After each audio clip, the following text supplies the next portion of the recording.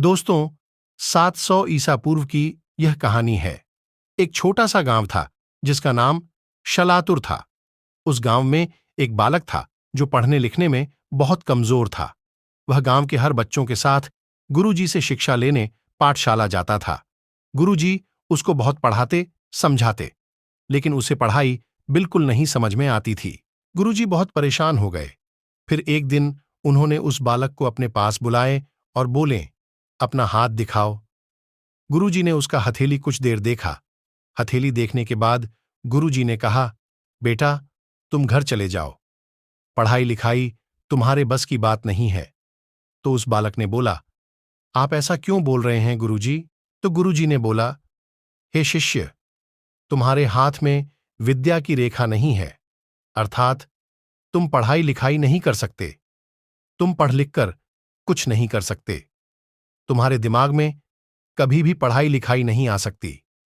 इसलिए तुम समय व्यतीत नहीं करो और घर जाकर कोई दूसरा काम करो। उस शिष्य ने गुरुजी से बोला कि विद्या की रेखा कैसी होती है।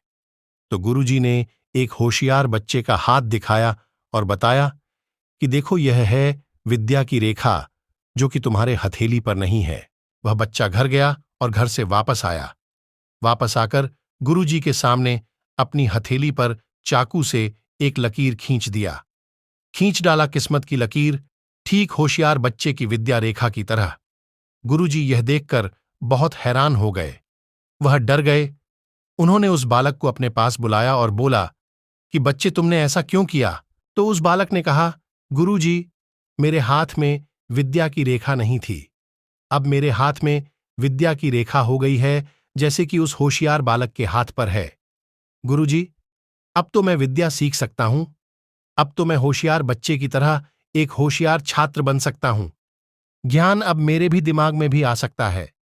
मैं भी एक होशियार छात्र बनना चाहता हूं। किस्मत में विद्या रेखा नहीं थी। इसीलिए गुरुजी, मैंने इस चाकू से विद्या रेखा अपने हथेली पर बना दिया। गुरुजी, अब आप मुझे पढ़ाएं, क्योंकि मेरे हाथ के हथेली पर अब विद्या की रेखा है। अब मैं भी होशियार छात्र बन सकता हूं। गुरुजी बच्चे की इस हैरतअंगेज कारनामे को देखकर हैरान हुए कि ये छोटा सा बालक इतनी कम उम्र में इतना बड़ा फैसला ले सकता है बिना डरे। तो यह बच्चा जीवन में कुछ भी कर सकता है। गुरुजी उस बच्चे को फिर से पढ़ाने लगे। दोस्तों, क्या आपको पता है कि वह बच्चा कौन था? वह बच्चा कोई और नहीं बल्कि महान संस्कृत व्याकरण ज्ञानी पाणिनि थे। दोस्तों, आपके जीवन में भी रिश्तेदार, पड़ोसी आदि लोगों से यह बातें बहुत सुनने को मिलता है कि तुम यह नहीं कर पाओगे, तुम वह नहीं कर पाओगे, तुम्हारे बस की यह नहीं है, तुम्हारे बस की वह नहीं है।